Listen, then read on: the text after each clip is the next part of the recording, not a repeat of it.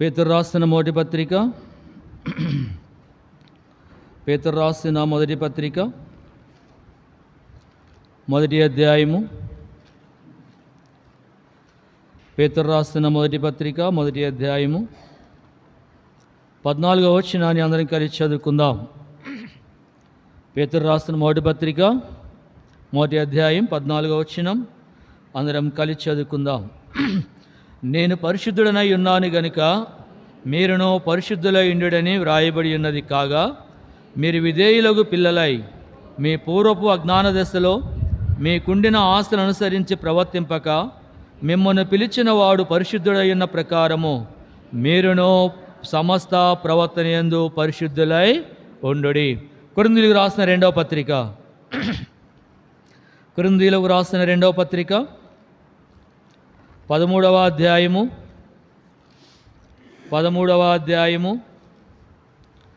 5వ వచనాన్ని అందరం కలిసి చదువుకుందాం. కొరింథీయులకు రాసిన రెండవ పత్రిక 13వ అధ్యాయము 5వ వచనాన్ని అందరం కలిసి బిగ్గరగా చదువుకుందాం. మీరు విశ్వాసము గలవారై ఉన్నారో లేదో మిమ్మల్ని మీరే శోధించుకొని చూచుకొనుడి, మిమ్మల్ని మీరే పరీక్షించుకొనుడి. మీరు భ్రష్టులు కాని ఎడల యేసు క్రీస్తు మీలోనున్నాడని మిమ్మల్ని గూర్చి మీరే ఎరిగరా. ప్రభాత్మ సచ్చిన ప్రార్థన చేసుకుని మోకాళ్ళ మీదకి రండి. ప్రేమ కలిగిన మా తండ్రి,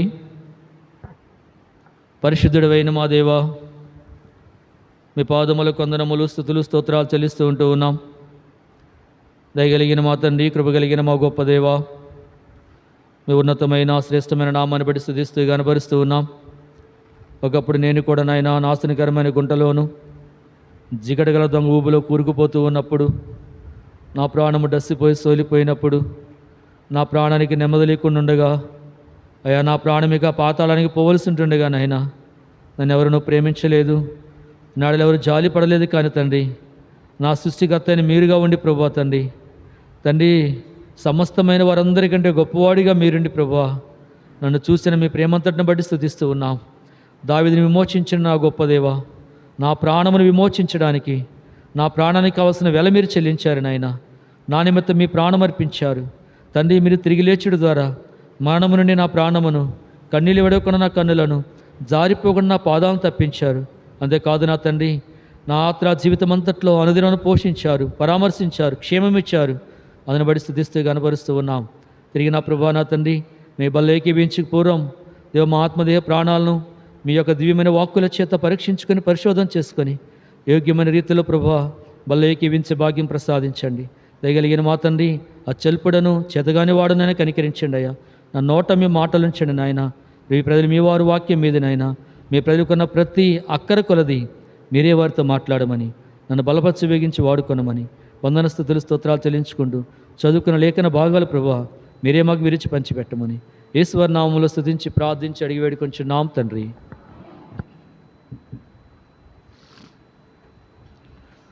నేను చదివిన భాగం మీకు చెప్పకముందు ఒక చిన్న సంఘటన చెప్పి నేను ముందుకు వెళ్ళిపోతాను.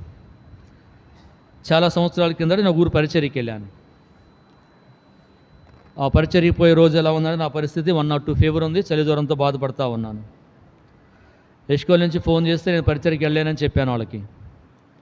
సరే అన్నారు వాళ్ళు. తర్వాత సండే 10:10కి ఒక దేవుని సేవకుని ఫోన్ నుంచి ఫోన్ వస్తూ ఉంది. ఏంటో ఇటని ఫోన్ తీస్తే మాట్లాడితే ఆ సిస్టర్ అన్నారు, అక్కండి అన్న మీరున్నారని ఇంటి దగ్గర ఎస్కోల్ ఫోన్ చేస్తే మేమే చెప్పారు, అన్నకి ఇక్కడ బాగలేదు, ఎమర్జెన్సీ హాస్పిటల్ తీసుకెళ్ళి మీరు రావాలి పరిచర్యకి అన్నారు. అక్కడ నా పరిస్థితి కూడా బాగాలేదు, జ్వరం ఉంది, బాగా చలిగా వస్తూ ఉంది అని అంటే ఎట్టగా రావాలన్న మీరు అన్నది. సరే అని వెళ్ళాను. వాక్యం అంతా అయిపోయింది. అక్కడే భోజనం చేసి ముందు బయటకు వస్తూ ఉన్నాం. ఆ దేవుని సేవకుని తీసుకొచ్చారు, మళ్ళీ హాస్పిటల్ తీసుకెళ్ళి తగ్గిందని తీసుకొచ్చారు. మళ్ళీ ఫీవర్ తగ్గిన తర్వాత బయలుదేరేటప్పుడు ఆ సేవకుడు అన్నాడు, నేను కూడా వస్తాను బ్రదర్, మీరు వెళ్ళే దారిలో నన్ను దింపేసి డ్రాప్ చేసుకోండి అన్నాడు. సరే ఎక్కండి అన్న. ఆ మందిరం కూడా ఎలా ఉంటుందంటే హైవే పక్కనే ఉంటుంది, హైవే పక్కన ఉంటుంది. నేను బండి స్టార్ట్ చేస్తున్నాను, ఆ దేవుని సేవకుడు చెనమల కూర్చున్నాడు. బండి స్టార్ట్ చేసే ఆయనకి ఇప్పుడు ఆంటీ లేరు, పరలోకంలోకి అంటే మహిమలోకి వెళ్ళిపోయారు. అప్పుడు ఆమె వయసు 75 సంవత్సరాలు. వచ్చి నా బండిలా పట్టుకుంది. ఏంటి ఆంటీ అన్న, బండాపు మర్యాదగా అంది. ఏం అర్థం కాదు నాకు. బండాపు మర్యాదగా అంటుంది. సరే ఆపాను. వెనకున్న ఈ దేవుని సేవకుడేమో నన్ను గోకుతా ఉన్నాడు పుండుపడేటట్టుగా. ఎందుకు? ఏమో సంగతి ఏంటి ఆయనకు బాగా తెలుసు కాబట్టి, నాకు తెలియదు కాబట్టి. నువ్వు పోనీ అంటాడు. ఎక్కడ పోద్ది? ఎదురు నిలబడే చెక్ పోస్ట్ లాగా బండి పోనీపోతున్నాయి. ఏంటో చెప్పండి ఆంటీ అన్న. మర్యాదగా నా ప్రశ్నలకు సమాధానం చెప్పి బయలుదేరు అంది.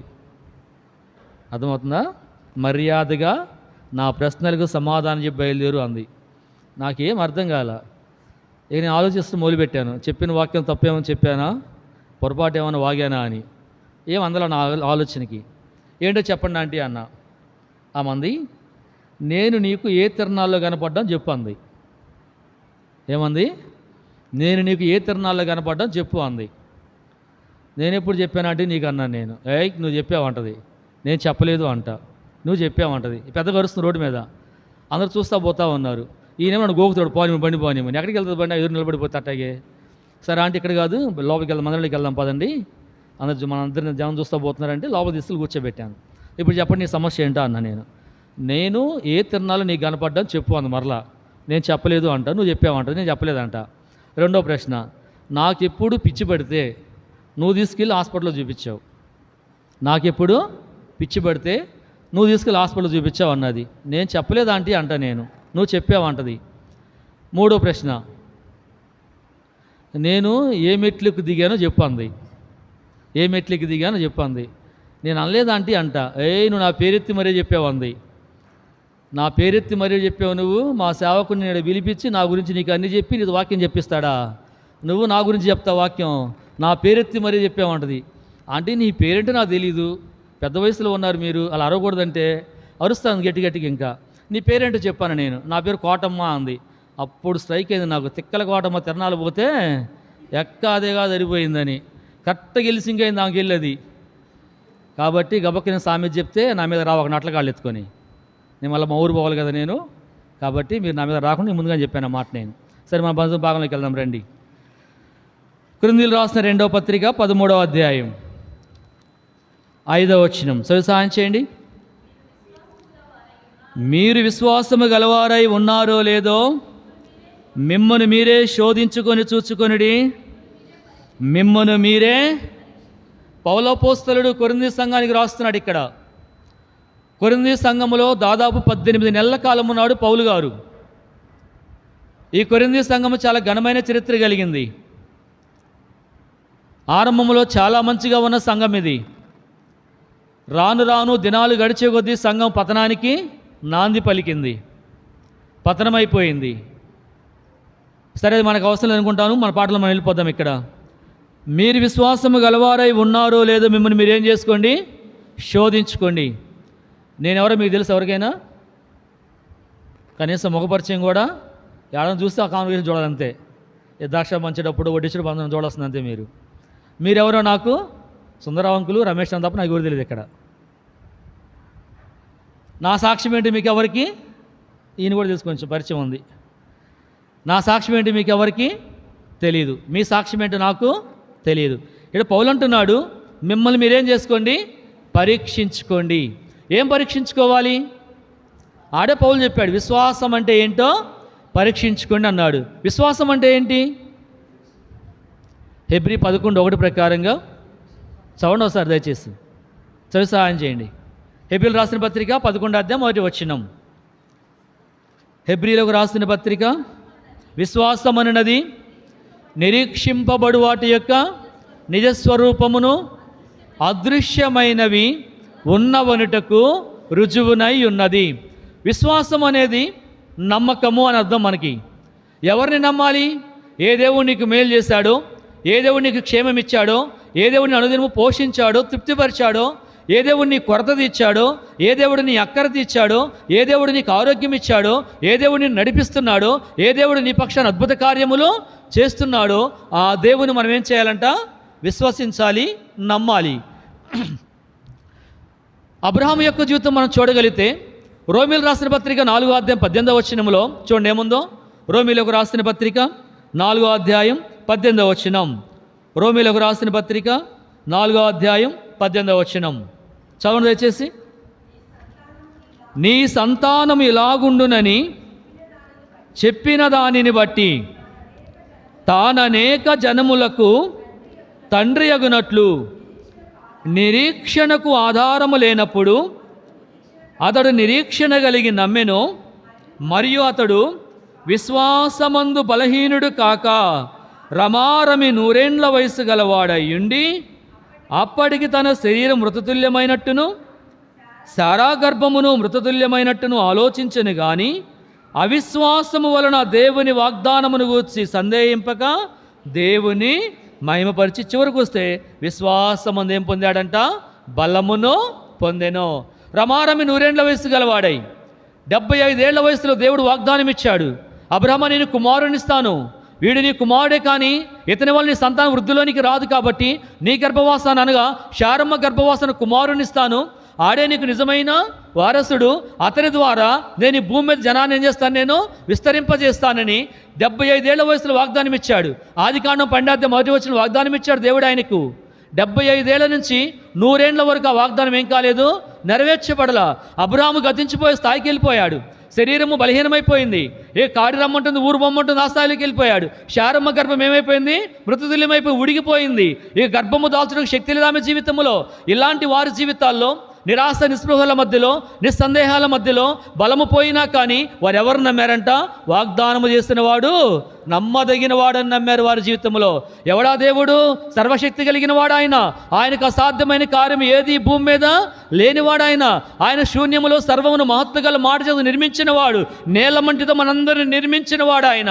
అంత గొప్ప దేవునికి అసాధ్యమైన కార్యం ఏది లేదు. కనుక వాగ్దానం ఇచ్చిన దేవుడు గొప్పవాడని, మాట ఇచ్చిన వాడు నెరవేరుస్తాడని అబ్రహాము శారాలు నమ్మారు. విశ్వాసమందు బలహీనులు కాల 6 మాసాలే మనం ఈ నూతన సంవత్సరంలోకి వచ్చి 6 మాసాల్లోనే ఎన్నిసార్లు బలహీనమైపోయి ఉంటాం, ఎన్నిసార్లు వాగ్దానం మర్చిపోయి ఉంటాం, ఎన్నిసార్లు దేవుని సందేహించి ఉంటాం, ఎన్నిసార్లు దేవుని సణిగి గొణిగుంటాం. కానీ అబ్రహాం అలాంటి వాడు కాదు. రమారమి 100 ఏండ్ల వయసు వచ్చిన విశ్వాసమందు బలహీనుడు కాల, బలపరచబడుతూనే వచ్చాడు. అనుదినము వాగ్దానాన్ని రుచి చూడగలిగాడు. మనము అలాగుండాలంటే మనము నమ్మాలా మన పరలోకపు తండ్రిని. మనుషులు నమ్ముతాం, కులాన్ని నమ్ముతాం, మతాన్ని నమ్ముతాం, వ్యక్తులు నమ్ముతాం, మధ్యలో ముంచేస్తారు. కానీ ఆయన మాత్రం ముంచేవాడు. పేతురు మునిగిపోతున్న వదిలిపెట్ల దేవుడు. దేవా అంటే ఏం చేస్తాడు? చేయి పెట్టి బయటకు తీసుకొచ్చిన వాడు. ఏదో మనందరినీ కూర్చున్న వారము ఎన్ని శ్రమల గుండా వెళ్ళినా, ఎన్ని కష్టాల గుండా వెళ్ళినా, ఎన్ని బాధల గుండా వెళ్ళినా, ఆ బాధలో, ఆ శ్రమలో, ఆ వేదనలో, ఆ నిందలో, ఆ ఒంటరితనములో సహాయం చేసేవారు ఎవ్వరు లేకపోయినా నువ్వు మోకరించి ప్రభువా అంటే ఆయనకేం చేస్తాడు? సహాయము. కానీ మోకాళ్ళు అంగంగా మనం అసలు అంగగా మోకాళ్ళు మనకి.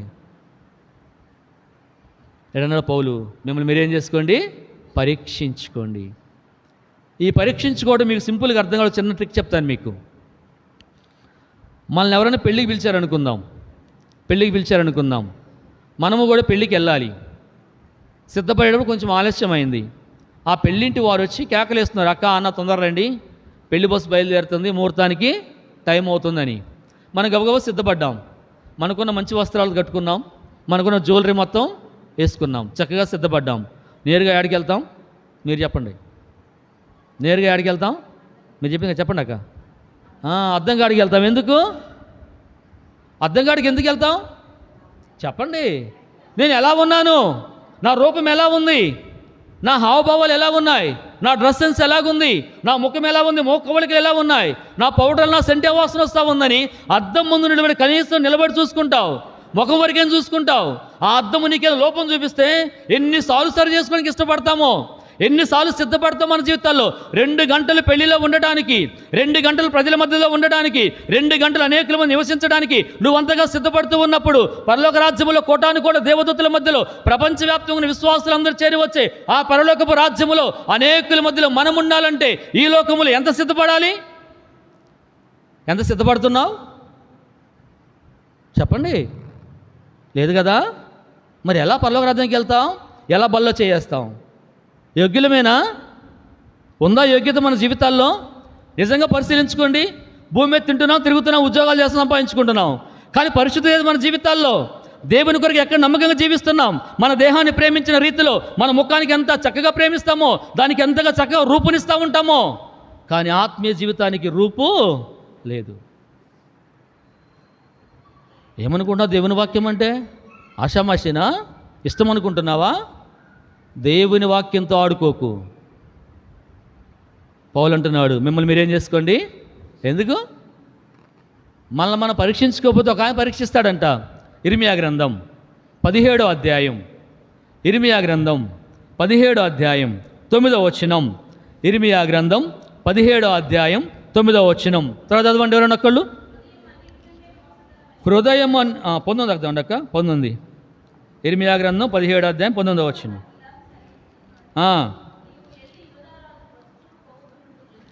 ఒక్క నిమిషం అక్క, నేనే తప్పు చెప్పానట్టుంది. ఒకని ప్రవర్తన బట్టి ఉంటుంది. ఒకని ప్రవర్తనను బట్టి చదువుమా. ఇర్మియా గ్రంథం 10వ వచనం. ఒకని ప్రవర్తనను బట్టి వాని క్రియల ఫలము చొప్పున ప్రతీకారము చేయుటకై యెహోవాను నేను ఏం పరిశీలిస్తాడంట? మన ఆస్తి పరిశీలించడు, మన ఉద్యోగాన్ని పరిశీలించడు, మన అందాన్ని పరిశీలించడు, మనకున్న చిరస్థిరాస్తులు పరిశీలించడు, మనకున్న భూములు పరిశీలించడు, మనకున్న 2 స్టేర్ల బిల్డింగ్ పరిశీలించడు, ఈ సియోను మందిరాన్ని పరిశీలించడు. ఏం పరిశీలిస్తాడు? ఏడు కూర్చొని మనందరి హృదయాలు ఆయన పరిశీలన చేస్తాడు. ఏడు నిలబడి పాటలు పాడినా, ఏడు నిలబడి వాక్యం చెప్పినా, ఏడు నిలబడి ప్రార్థన చేస్తూ ఉన్నా ఆయన నీ ప్రార్థన కాదు, నీ హృదయాన్ని పరిశీలిస్తాడు. ఎలా ఉండి పాటలు పాడుతున్నావు, ఎలా ఉండి వాక్యం చదువుతున్నావు, ఎలా ఉండి వాక్యం బోధిస్తున్నావు, అవన్నీ ఆయన ఏం చేస్తాడంట? పరిశీలిస్తాడు. జాగ్రత్త. నీ దేవుడు నీ రూపాన్ని పరిశీలించడు. ఏం పరిశీలిస్తాడు? హృదయాన్ని పరిశీలిస్తాడు. ఎలా ఉంది మన హృదయం? పగతో, ద్వేషముతో, అసూయతో నింపబడ్డామా? ఈ లోకం మనది కాదు. ఎప్పుడు ఈ లోకం విడవాలో మనకి ఎవ్వడికి, నా ముందు నీ టేబుల్కి గ్యారంటీ వారంటీ ఉంటుంది. యహూజా కంపెనీ వాడు గ్యారంటీ వారంటీ ఇస్తాడు. మనకి వారంటీ ఏమీ లేదు. ఎప్పుడు చనిపోతాం మనకి ఎవరికి? బతుకున్నంతకాలం కాళ్ళు ఎగరేసేది నాది నేను అని. చనిపోయిన తర్వాత ఓ మంచి సాక్ష్యం ఉండాలి. ఈ సియోన్లో నా కోసం ప్రార్థించే వ్యక్తిని కోల్పోయాను, నన్ను ప్రేమించే వ్యక్తిని కోల్పోయాను, నేను కష్టాల్లో ఉంటే నన్ను ధైర్యపరిచిన వ్యక్తిని కోల్పోయానని సాక్ష్యం మనము పొందగలగాలి. అది లేనప్పుడు ఉపయోగం ఏంటి? ఎంత సంపాదించుకున్నా ఇక్కడ విడిచి మనము వెళ్ళవలసిన వారమే. దేవుడు అంటున్నాడు, నేను మీ హృదయాన్ని ఏం చేస్తాను? నేను పరిశీలిస్తా. ఎలా ఉంటుంది నీ హృదయం? ఒకసారి ఆలోచించుకో, గుండె మీద చేసుకో. రక్షించబడినప్పుడు ఎలా ఉన్నావు? ఇప్పుడు ఎలా ఉన్నావు? అప్పుడు నీ ప్రార్థనా జీవితం ఏంటి? ఇప్పుడు నీ ప్రార్థనా జీవితం ఏంటి? చెప్పగలరు ధైర్యంగా అడుగుతున్నారు ఎవరైనా సరే? 2026 సంవత్సరం వచ్చి 6 మాసాల 5 రోజులు, 6 × 30 చెప్పనా? లెక్కలు రా కొంచెం. 185 రోజులు. ఎంతమంది కూర్చున్న వాళ్ళు నీ దినపాఠములో ఉదయము సాయంకాలం 185 అధ్యాయాలు కంప్లీట్ చేశారు? చెప్పగెత్తండి. నిజంగా దమ్ముంటే, ధైర్యం ఉంటే. లేదు కదా మరి? ఎందుకని? వాక్యం చదవం, వాక్యము చదవం, ప్రార్థన చెయ్యం, బల్ల మాత్రం మెచ్చుతాడు నీ దేవుడు? మెచ్చడు. ప్రియ సంగమా, జాగ్రత్త. దేవుని వాక్యం చదవకపోతే మన జీవితానికి భద్రత ఉండదు. భారంతో చెప్తున్నా, ఎప్పుడు ఈ లోకం విడిస్తే మనకి ఎవరికి తెలియదు. మనకున్న ఆస్తులు అంతస్తులు అయినా సరే ఎక్కడ విడిచి వెళ్ళవలసిన వారమే. పౌలు అంటున్నాడు, మిమ్మల్ని మీరేం చేసుకోండి? పరీక్షించుకోండి. ఏం పరీక్షించుకోవాలో నేను మొట్టమొదటి భాగంలోకి వెళ్దాం రండి.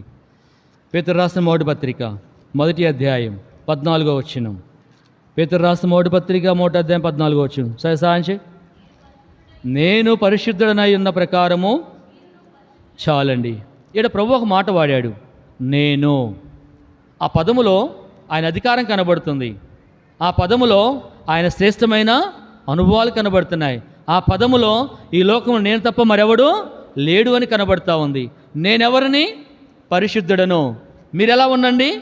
పరిశుద్ధులై జీవించండి అంటున్నాడు. పాడైపోయిన లోకంలో జీవిస్తున్నాం, అపవిత్రమైన బ్రతుకుల మధ్యలో జీవిస్తూ ఉన్నాం. మనం ఎలా ఉండాలంట? పరిశుద్ధులముగా జీవించాలి. అది మన చేత కాదు, మన వల్ల కాదు. మనం చూస్తున్నదంతా పాపమే. మన కళ్ళకు కనబడుతుందంతా కూడా అపవిత్రమైన లోకమే కనబడుతుంది. ఈ పాపిష్టి లోకములో, అపవిత్రమైన ఈ బ్రతుకుల్లో మనం ఎలా ఉండాలంట? ప్రత్యేకముగా జీవించాలి. ఎలా జీవించాలి? ప్రత్యేకముగా జీవించాలి. ఇక్కడ ప్రభు అంటున్నాడు, నేను పరిశుద్ధుడను, మీరు ఎలా ఉండండి, పరిశుద్ధులై ఉండుడి. ఇక్కడున్న పదం నేను. ఏంటంట? నేను. బైబిల్లో ఈ పదం ఎవరు వాడారు? ఈయన కాకుండా, ఈ గొప్ప తండ్రి కాకుండా ఎవరు వాడారు? ఎందుకు ఆ పదాలు వాడారు? ఎప్పుడు వాడారో అవకాశం ఉంటే ముగ్గురు వ్యక్తులను చూపిస్తాను, లేదంటే ఎదురుతో ముగించుకుందాం. నేను పరిశుద్ధుడు, మీరు ఎలా ఉండండి, పరిశుద్ధులై ఉండుడి అంటున్నాడు. దావీదేమన్నాడు? నా ప్రాణమా యెహోవాను సన్నుతించుము, ఆయన చేసిన ఉపకారాలు దేనిని మరువక అన్నాడు. మరి మనమేమంటున్నాం? లూకాసు వార్త 12వ అధ్యాయం 19వ వచనం. లూకాసు వార్త 12వ అధ్యాయం 19వ వచనం. లూకాసు వార్త 12వ అధ్యాయం 19వ వచనం. నా ప్రాణముతో, ప్రాణమా చదువుమా, సుఖించుము, తినుము, తాగుము, సంతోషించు. మన ప్రాణాలతో మనం ఏం చేస్తున్నామంట? ఈనాడు క్రైస్తవ లోకం ఇలాగే ఉంది. తినుము, తాగుము, సుఖించుము. ఆదివారం మాత్రం ఆరాధనకి వెళ్ళు, మిగిలిన రోజుల్లో మాత్రం ప్రశాంతంగా జీవించు. కానీ దావీదు, నా ప్రాణమా యెహోవాను సన్నతించు. నేను ఎవరు వాడారు? ఆ పదంలో ఉన్న అర్థం ఏంటో చూద్దాం మనం. మొట్టమొదటిగా ఆదికాండం 42వ అధ్యాయం. ఆదికాండం 42వ అధ్యాయం 18వ వచనం.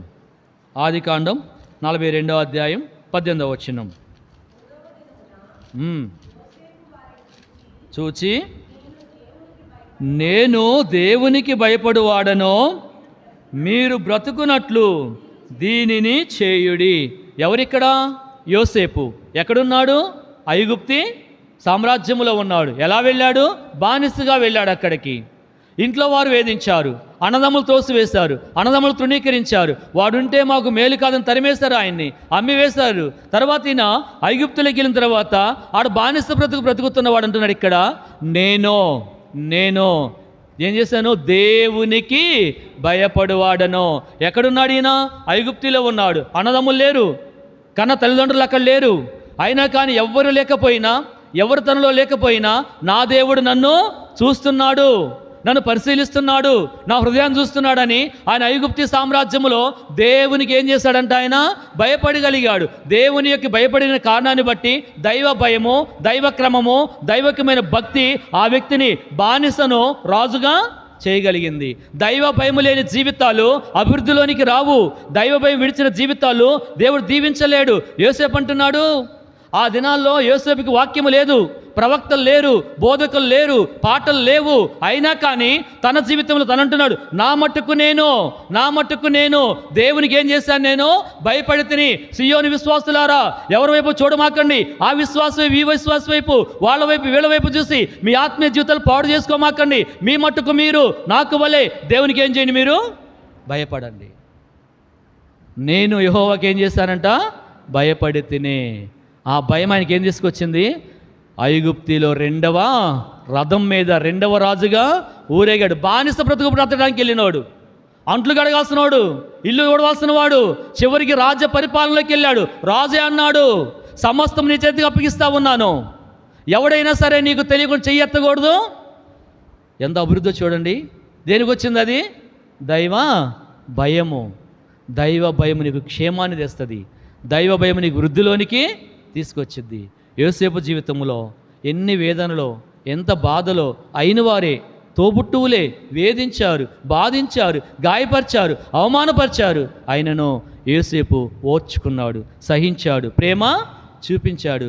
దేవుడు వ్యక్తిని అద్భుతంగా ఆశీర్వదించాడు. దైవ భయములో ఉండే దీవెన అలాంటిది. ఇంకో వ్యక్తిని చూపిస్తాను నేను. నిర్గమాకాండం 1వ అధ్యాయం.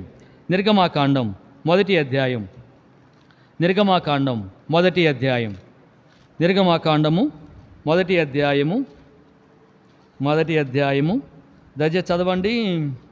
15, 16, 17 వచనాలు. 15వ వచనం, 16వ వచనం, 17వ వచనం.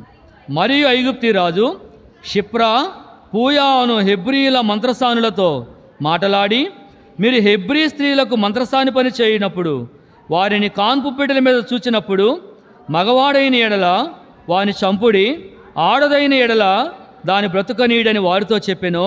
అయితే ఆ మంత్రస్థానులో దేవునికి భయపడిరి. ఎవరు వీళ్ళు? మంత్రస్థానులే. ఎవరు వీళ్ళు? ఐగుప్తు స్త్రీలు వీళ్ళు. హెబ్రీ స్త్రీలు కాదు వీళ్ళు. ఇశ్రాయేల్ జనాంగం కాదు వీళ్ళు. ఐగుప్తు రాజు ఆజ్ఞ ఇచ్చాడు. వాడు చాలా క్రూరుడు, కఠినమైన వాడు కఠినమైన మనసు గలవాడు. వాడు ఎదురు తప్పు చేస్తే ఏం చేస్తాడో కూడా వాడికే తెలియని స్థితిలో ఉన్నారు. ఆ రాజు ఆజ్ఞ ఇచ్చాడు, ఆడపిల్ల పుడితే బ్రతకనివ్వండి, మగవాడు పుడితే సంహరించండి అని చెప్తే వీళ్ళు ఎవరికి భయపడ్డారు? రాజుకు భయపడలా. వీరు ఎవరికి భయపడలేదు? ఆ దేశపు రాజుకు భయపడలేదు. కానీ ఎవరికి భయపడ్డారు వీళ్ళు? దేవునికి భయపడ్డారు. యోసేపు దేవునికి భయపడ్డాడు, రెండవ రాజుగా అభిషేకించబడ్డాడు. వీరు దేవునికి భయపడ్డాడు. దేవుడు వీరికి ఏం చేశాడు? 20వ వచనం. ఆ మంత్రసానులు దేవునికి భయపడినందున ఆయన వారికి వంశాభివృద్ధి కలుగజేసెను. చదవండి తర్వాత. అయితే పారవేయుడి. కాబట్టి వీరు దేవునికి భయపడ్డారు. దేవుడు వీరికి ఏమి ఇచ్చాడంటే మేలు చేశాడు, వంశాభివృద్ధిని కలుగజేశాడు. దేవునికి భయపడిన మంత్రసానుల జీవితంలో వారికి క్షేమం వచ్చింది. వారి దేవుడు మేలు చేస్తూ వచ్చాడు వారి జీవితంలో. అంతేకాదు కానీ వారికి వంశాభివృద్ధిని కలుగజేస్తూ వచ్చాడు. దేవునికి భయపడటం వలన, దేవునికి విధేయత చూపించవలన, దేవునికంటే వాక్యమునకు నీవు భయపడితే, వాక్యాన్ని నువ్వు ప్రేమిస్తే, వాక్యాన్ని మనం హత్తుకోగలిగితే ఈ దేవుడు మనకేం చేస్తాడంట? మేలు చేస్తాడు. మన వంశాన్ని అభివృద్ధిలోనికి తీసుకొచ్చేవాడిగా ఉంటున్నాడు. అందుకే ఆదికాండం 26 12 ఇస్సాకు ఆదేశం పొందిన వాడై విత్తనము వేసి ఆ సంవత్సరము 100 ఫలము పొందెను. అతడు క్రమక్రమం ఏమైపోయాడంట? అభివృద్ధిలోనికి వచ్చాడు. అయితే చుట్టూ ఉన్నవారు బాధించారు, చుట్టూ ఉన్నవారు వేధించారు. తను బాగుంటూ ఇష్టపడక ఆ ఫిలిస్తీయులు, గెరారీలు యేసు పగబట్టేసి అసూయపడిపోతూ వచ్చారు. అలాంటి ప్రజల మధ్యలో, అలాంటి వ్యక్తుల మధ్యలో ఇస్సాకు జీవిస్తూ ఉన్నాడు. ఆదికాండం 26-24 వస్తే దేవుడు ఆ రాత్రికి దర్శనమిచ్చాడు. ఏమన్నాడు? అయితే దేవుడు, ఇస్సాకు భయపడకమో, నేనెవరిని? నీ తండ్రి అయిన అబ్రహాము దేవుడనో. అబ్రహాము దేవునికి భయపడ్డాడు. అబ్రహాము దేవునికి విధేయత చూపించాడు. అబ్రహాము దేవుని వాక్యానికి లోపడ్డాడు. అబ్రహాము దేవుడు చెప్పినట్లుగా చేశాడు. అబ్రహాము నీ కుమారుని తీసుకుని బలివ్వముంటే బలివ్వడానికి ఏం చేశాడు? ఆయన సిద్ధపడితే అప్పుడు దేవుడు చెప్పాడు, ఇందుని గూర్చి నీవు దేవునికి భయపడువాడవని నాకు తెలిసింది అన్నాడు. అబ్రహాము దేవునికి భయపడ్డ కారణాన్ని బట్టి దేవుడు ఇస్సాకు మేలు చేశాడు. ప్రియ సంగమా, ఈరోజు మన జీవితాలు ఎలా ఉన్నాయి? ఉందా ఈ భయము? భయం విడిచి పాపం చేస్తున్నామా? వారు భయపడ్డారు, యేసేపు వదిలాడు. మంత్రసానులు భయపడ్డారు, వారికి క్షేమము మేలు కలిగింది. వారు భయపడ్డారు దేవునికి, వారి వంశాన్ని దేవుడు ఏం చేశాడంట? వృద్ధిపరిచాడు. ఎవరా దేవుడు? రాజులకు రాజు, ప్రభువుల ప్రభు, కింగ్ ఆఫ్ కింగ్. ఆ దేవుని నువ్వు భయపడగలిగితే, ఉద్యోగాలు చేస్తుంటే పై దగ్గరలో భయపడుతుంటాం, కానీ దేవునికి మాత్రం భయపడం. భయపడితే ఆశీర్వాదం ఇది. అది ఈ రోజుల్లో మనం ఎలా ఉన్నాం? రోమీయులకు రాసిన పత్రిక 3:18. రోమీయులకు రాసిన పత్రిక 3:18. రోమీయులకు రాసిన పత్రిక 3:18. వారి కన్నుల ఎదుట దేవుని భయము లేదు. దేవుని వాక్యం ఏమో నాకు భయపడి జీవించండి, నా మార్గంలో నడవండి, నాకు లోబడి అంటుంటే, ఈనాడు దేవుని వాక్యం ఉంటుంది మనం ఎలా ఉన్నామంటే వారి కన్నుల ఎదుట ఏమి లేదు, దేవుని భయము లేదు. ఇంకా కొంచెం బాగా అర్థం కావాలంటే 36వ కీర్తన మొదటి చరణం. 36వ కీర్తన మొదటి చరణం. భక్తిహీనుల హృదయములో దైవోక్తి వలె పలుకుచున్నది, వాని దృష్టి ఎదుట దేవుని భయము బొత్తిగా లేదు. దేవుని భయం ఉంటే వర్ధిల్లుతాం, దేవుని భయం ఉంటే ఆత్మీయంగా జీవించగలుగుతాం, దేవుని భయం ఉంటే ఆత్మీయంగా అనేకులకు ఆదరించగలుగుతాం, దేవుని భయం ఉంటే ఆత్మీయంగా దేవుడు వృద్ధిలోకి తీసుకొస్తాడు, ఆత్మీయంగా క్షేమమిస్తాడు, కుటుంబాన్ని దీవిస్తాడు. కానీ ఈరోజు మనందరి జీవితాల్లో ఆత్మీయంగా ఎదుగుదల లేదు. ఎక్కడ వేసేవే గొంగడంటే, నువ్వు ఏడ తగలబెట్టావో నేను ఆడే ఉన్నాను అందంట. ఎదుగు పొదుగు లేని క్రైస్తవ జీవితం.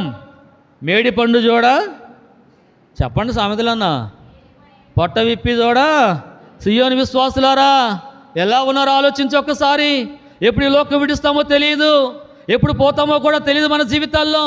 ఈ అల్పకాలం ఈ జీవితంలో ఎంతకాలం విర్రవీగు జీవిస్తుంటావు? దేన్ని బట్టి విర్రవీగుతున్నావు? ఎందుకు అహంకారంగా జీవిస్తూ ఉన్నావు? దేవుని వాక్యం అంటుంది, నాకు లోబడండి, నేను మిమ్మల్ని ఏం చేస్తాను? వర్ధిల్లా చేస్తాను. వారి కన్నుల ఎదుట దేవుని భయం బొత్తిగా లేదు. భయం ఉంటే ప్రార్థన చేస్తావు, భయం ఉంటే దేవుని వాక్యం చదువుతావు, భయం ఉంటే కార్తీక దీపం సీరియల్ చూడవు, భయం ఉంటే భార్యాభర్తల సీరియల్ చూడవు, భయం ఉంటే జబర్దస్త్ ప్రోగ్రాలు చూడవు. దేవుడిని చూస్తని భయం ఉంటే వ్యర్థమైన వాడి జోలికి నీవు వెళ్ళవు. వెళ్తున్నామని అర్థమేంటో తెలుసా? దేవుని భయం మనకి లేదు. నీకెలా తెలుసు అబ్బాయి సీరియల్ అంటారేమో మీరు. నేను మా పెద్ద అబ్బాయికి తెలంగాణ స్టేట్లో ఎంసెట్ రాశాడు. రాస్తే ఆయనకి అక్కడ ర్యాంక్ వచ్చింది, 8,000 ర్యాంక్ వచ్చింది. కౌన్సిలింగ్కి వెళ్ళాం మేము. ఓల్డ్ వల్ల మా చెల్లి కూతురు ఉంటుంది ఎల్బీ నగర్లో, మా మిస్సెస్ వాళ్ళ చిన్నాన్న అక్కడ సెంట్రల్ గవర్నమెంట్ ఆఫీసర్ ఆయన ఉంటాడు. సరే మేము వెళ్ళేసి మా చిన్నమ్మ ఇంటి దిగేసాం. నైటు మార్నింగ్ వెళ్ళేసి అక్కడ దిగేసి మాకు 3ంటికి స్లాట్ ఇచ్చారు అక్కడ కౌన్సిలింగ్కి వెళ్ళడానికి. వెళ్ళాము. నిద్ర వస్తూ ఉంటే కొంచెం అక్కడ అరుగు మీద పడుకున్నాను, పేపర్లు వేసుకొని. నేను ఈ అడ్వర్టైజ్మెంట్ పేపర్లు వేస్తూ ఉంటే మొత్తం పరుచుకొని పడుకున్నాను నేను. నా పక్కనే ఒక హైదరాబాద్ ఫ్యామిలీ వచ్చి కూర్చున్నారు. ఆ పాప ఏమో ఫిల్ చేస్తుంది ఫామ్ అంతా. భార్య భర్త అంటే ఆ పాప వాళ్ళ తల్లిదండ్రులు పక్కన కూర్చొని మాట్లాడుకుంటా ఉన్నారు. ఆమె అంటుంది, ఏమండి డాక్టర్ బాబు ఏం చేస్తున్నాడు అండి అంది. ఎవరు? డాక్టర్ బాబు ఏం చేస్తున్నాడు అండి అన్నది. ఆయనకు అర్థం కాకపో ఈ డాక్టర్ కూడా అంటున్నాడు ఆయన. అదేనండి కార్తీక దీప సీరియల్ డాక్టర్ బాబు అండి అంటుంది. ఏమైంది? ఇప్పుడు ఆగిపోయిన సీరియల్ రావట్లేదండి. అప్పుడు 4 ఏళ్ళ కిందట్లండి ఇది ఆగిపోయిందని చెప్తా ఉంది. వాళ్ళ అమ్మాయి అంటది లేచి గబగబా, మమ్మీ ఇప్పుడు ఏ సీరియల్ బాగుంది? ఆమె అంటది, మనసు మమత బాగుందమ్మా. చెడగొట్టేది మనమేమో పిల్లలని, పాడు చేసేది మనమే మన పిల్లల్ని. ఎలా పాడు చేస్తున్నాం? లోక పోకడలో తీసుకెళ్తా ఉన్నాం. మహేష్ బాబు ఏ ప్యాంట్ వేస్తే ఆ ప్యాంట్ మన బిడ్డలు వేయాల్సిందే. పవన్ కళ్యాణ్ ఏ ప్యాంట్ షర్ట్ వేస్తే ఆ ప్యాంట్ మన పిల్లలకి వేయాల్సిందే. అవి ఎక్కడ చినిగుంటాయి? మోకాళ్ళ దగ్గర చినిగుంటాయి. ఇంతకుముందు మన ఇళ్ళకి అడుక్కునే వాళ్ళు వచ్చేవాళ్ళు. ఎలా ఉంటారు వాళ్ళు? చెప్పండిలే, పర్లేదు, మనమే అందరమే. ఎలా ఉంటారు? మీలాగా మాలాగా ఉంటారా? లేదు కదా. చింపిరి జుట్లు, చిరిగిపోయిన బట్టలు తోస్తారు. ఏమంటాం వాళ్ళు మనం? ఇప్పుడు చెప్పండి, మన బిడ్డలు ఏమనాలి మనం? అది నా పిల్లని మీ పిల్లని సరే, ఏమన్నా ఇప్పుడు మనం వాళ్ళని? కానీ మనం ఏం చేస్తాం? అలాగే తయారు చేస్తాం మనం.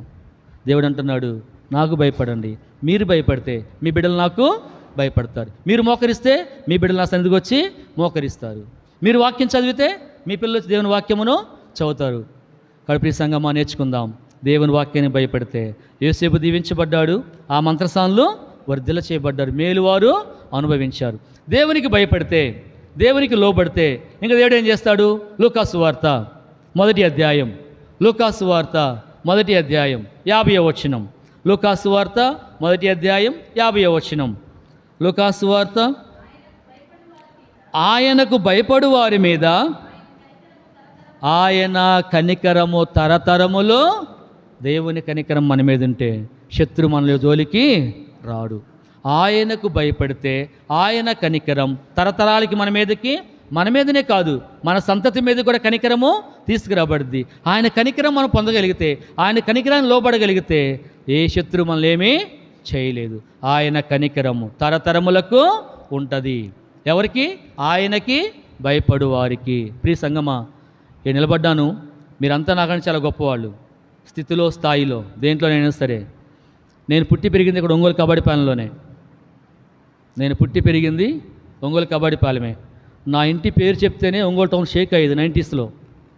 అంటే మా నాన్న వాళ్ళు 13 మంది సంతానం, 30 ఎకరం పొలం, 3 ఎకరాల మాగాణి, 4 ఎకరాల మామిడి తోట. అర్థమవుతుందా? మా నాన్నలు మొత్తం రౌడీలే, మనుషులు చంపడం, జైలుకి వెళ్ళటం.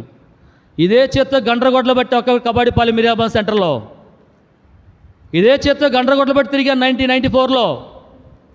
కానీ నా దేవుడు నాకు ఇది ఇచ్చాడు ఈరోజు. ఆ రోజు ఉన్న ఆనందం కంటే ఈరోజు చాలా గొప్ప ఆనందం ఇది. జాగ్రత్త ప్రియ సంగమా, దేని చూసి విర్రవేగ మాకు. ఎప్పుడు ఏమైద్దో కూడా తెలియదు. ఉన్న ఆస్తులన్నీ పోయినాయి, చెట్టుకొకడు పుట్టుకొకడు. ఇప్పుడు జీవించిన జీవితకాలంలో దేవునికి భయపడదాం, దేవుని ద్వారా మేలు మనము పొందుదాం. ఈ లోకంలో కోట్ల కొలది ఆస్తులు లేకపోయినా ఇంట్లో నెమ్మది ఉంటే చాలు, ఇంట్లో సంతోషం ఉంటే అదే మనకి మహాభాగ్యం. కాబట్టి లోబడదాం దేవునికి. వారు లోబడ్డారు, మేలు పొందారు. ఏంటంటున్నారు లూకాసు వార్త 1:50లో, ఆయనకు భయపడు వారికి యెహోవా కనికరము తరతరములకు ఉంటుంది. చూడొక్కసారి ఏం కావాలి, ఎలా జీవిస్తున్నావు, భయం లేకుండా బ్రతుకుతున్నామా, వాక్యం నిర్లక్ష్యమా? ఈ రోజులు ఎలా ఉందంటే వాక్యం విని విని ఎక్కసమైపోయింది. అంటే ఎవడు వచ్చేసింది వాక్యం అంటే, ఏం వాక్యం లేమో తెలిసిన వాక్యమే కదా అనుకుంటున్నారు. కానీ దేవుని వాక్యం చాలా శ్రేష్టమైన దేవుని వాక్యం అది. నేను యెహోవాకు భయపడువాడును.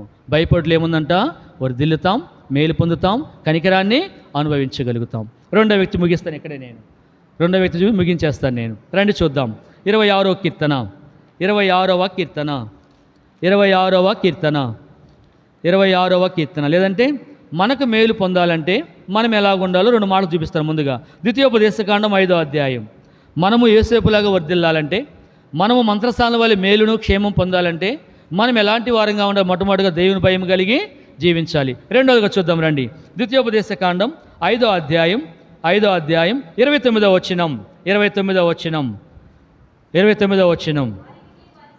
వారికిని వారి సంతానమునకును నిత్యమును క్షేమము కలుగునట్లు వారు నాయందు భయభక్తులు కలిగి నా ఆజ్ఞలన్నిటిని అనుసరించి మనస్సు వారికి ఉండిన, ఏ మనస్సు మనకు ఉండాలంట? వారికిని వారి సంతతికిని క్షేమము కలగాలంటే మనకే మనసు ఉండాలంట? ఆయన ఆజ్ఞలను గైకొనే మనస్సు మనకు ఉండాలి. అప్పుడే ఆయన మనకి క్షేమమును మేలు దయచేస్తాడు. రెండో మాట చూద్దాం. సమూయేలు రాసిన మొదటి గ్రంథం 12వ అధ్యాయం 14వ వచనం. సమూయేలు రాసిన మొదటి గ్రంథం 12వ అధ్యాయం 14వ వచనం. సమూయేలు రాసిన మొదటి గ్రంథం.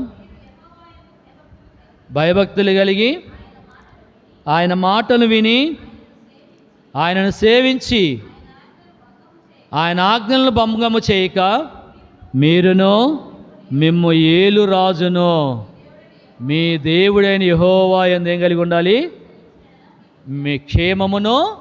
కాబట్టి మీరును మిమ్మల్ని ఏలు రాజును ఏం కలిగి ఉండాలంట? భయభక్తులు కలిగి జీవిస్తే ఆయన మన క్షేమమును మేలు దయచేస్తాడు. మన మాట విన్నట్టే ఉంటాం కానీ అసలు మాట కూడా వినం. ఒక చిన్న కథ చెప్పేది మీకు, నా టైం లేదు అక్కడ. ఒక చిన్న కథ చెప్పి ముగించేస్తా, తర్వాత ముందుకు వెళ్ళిపోయి. అనగానే ఒక ఊళ్ళో ఒక రాజుగారు ఉన్నారు, ఒక గురువుగారు ఉన్నారంట, స్వామీజీ గారు. ఆ స్వామీజీ గారంట, సరే ఒంగోలు అనుకుందాం, ఒంగోలు కమ్మపాలెం నుంచి బయలుదేరి కొప్పలు వెళ్దాం అనుకున్నాడంట. శిష్యులకు చెప్పాడు, శిష్యులారా మనకి కమ్మపాలెంలో పని అయిపోయింది, మనం కొప్పలు వెళ్ళిపోదాంరా. మనకున్న వస్తువులన్నీ సర్ది ప్యాక్ చేసి బండ్లో వేయండి చెప్పాడు. వాళ్ళు ఆ మాట విన్నారు, మొత్తం సర్ది బండ్లో వేశారు. బండ్లో వేసిన తర్వాత గురుగారు చెప్పాడు, నిద్ర వస్తున్నారా శిష్యులారా, పడుకుంటాను ఇంకొచ్చేపు, మీరు వస్తువులు జాగ్రత్తగా చూడండి అని చెప్పాడంట. శిష్యులు అన్నారు, గురుగారు నీ మాటే మాకు వేదవాక్కునైనా, నీ మాట మేము తూచా తప్పమయ్యా, జాగ్రత్తగా చూసుకుని పడుకోయ్యా అని చెప్పారు. గురుగారు పడుకున్నారు. బండి బయలుదేరింది. సమాల తోటగాడికి వెళ్ళి స్పీడ్ బ్రేకర్ వచ్చింది. బండి ఎడు కుదురుగానే ఒక వస్తువు కింద పడిపోయింది. బండి ఏమో వెళ్ళిపోయింది. కొత్తపట్నం బస్ స్టాండ్కి వెళ్ళిపోయి ఫ్లైఓవర్ తిరిగింది. గురుగారికి బయట మెలకు వచ్చి లేచాడు. లేచి చూస్తే ఒక వస్తువు కనపట్టల్లా. శిష్యులను అడిగాడు, శిష్యులారా మనం వండుకునే డేక్షాల్లో పప్పు వండుకునే ఒక డేక్ష కనపట్టలేదు, ఏమైందిరా అన్నాడు. అయ్యగారు నీ మాట మేము ఎప్పుడైనా కాదన్నామా? నీ మాట తృణీకరించామా, ధిక్కరించామా? ఆ వస్తువు పలానా చోటబడింది అయ్యా, మీరేం చేస్తున్నారా? మీరే చెప్పారు కదా జాగ్రత్తగా చూడమని.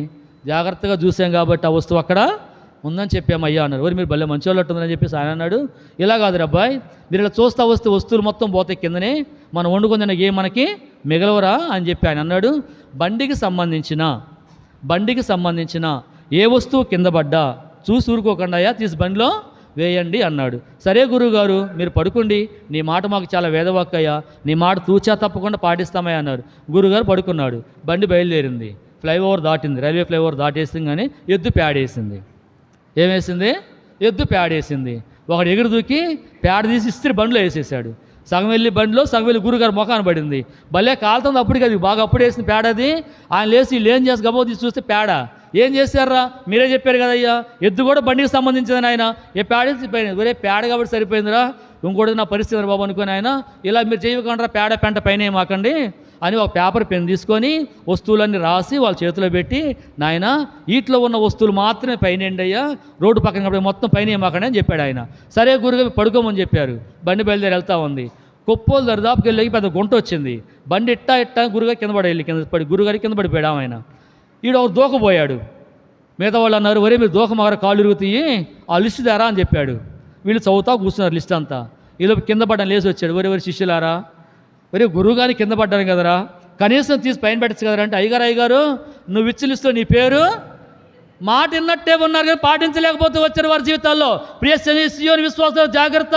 దేవుని వాక్యం చెప్తుంది, నాకు భయపడి నా మాట మీరు వినగలిగితే, అనగా నా వాక్యాన్ని ప్రేమించగలిగితే, నా వాక్యానికి లోబడగలిగితే, నా వాక్యాన్ని మీరు హత్తుకోగలిగితే నేను మీకు మేలు చేస్తా. మీకే కాదు, మీ కుటుంబానికి మేలు చేస్తా, మీ బిడ్డలకు మేలు చేస్తా. అబ్రహామును చూడండి, అబ్రహాము కుమారుని చూడండి. అబ్రహామును బట్టి ఇస్సాకు నేనేం చేస్తాను, కావాలా ఈ దేవుని నీకు విను దేవుని మాట.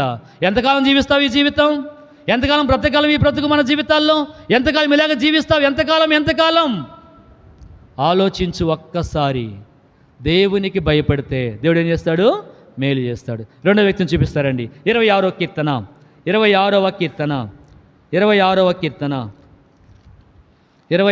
కీర్తన మొదటి చరణం చదవండి. యథార్థవంతుడనే ప్రవర్తించుచున్నాను, నాకు తీర్పు తీర్చుము. ఏమంటున్నాడు? ఎవరి వ్యక్తి? దావీదు. నేను ఏమంటున్నాడు ఇక్కడ? నేను ఏం చేశాడంట? యథార్థమైన ప్రవర్తన గలవాడనై ప్రవర్తించి తిని. దావీదు అంటున్నాడు, ఎవడెలా పోతే నాకెందుకు, నా మట్టుకు నేను, నా జీవితానికి నేను ఎలా జీవిస్తాను? యథార్థమైన ప్రవర్తన కలిగి నేను ఏం చేస్తాను, జీవిస్తాను అంటున్నాడు. అలా జీవించాడు. దావీదు. దేవుడు ఏం చేశాడు? అద్భుతంగానే ఆశీర్వదించాడు. కాబట్టి మనకు నేర్పుతున్న పాఠం ఏంటంటే, మన జీవితాల్లో మనము ఎవరెలా ఉన్నా సరే, నీ పక్కన కూర్చున్న విశ్వాసి లోకంలో కలిసిపోయినా, పాపానికి అలవాటు పడిపోయినా, భక్తిహీనమైపోయినా, ప్రార్థన వ్యక్తి అయినా, ఆమె వైపు నువ్వు చూసి, ఆయన వైపు నువ్వు చూసి నువ్వు బలహీనపరచబడే కంటే నీ మట్టుకు నీవు ఎలా ఉండాలి? యథార్థమైన ప్రవర్తన కలిగి జీవిస్తే దేవుడు ఏం చేస్తాడు? 15వ కీర్తన మొదటి రెండు చరణాలు.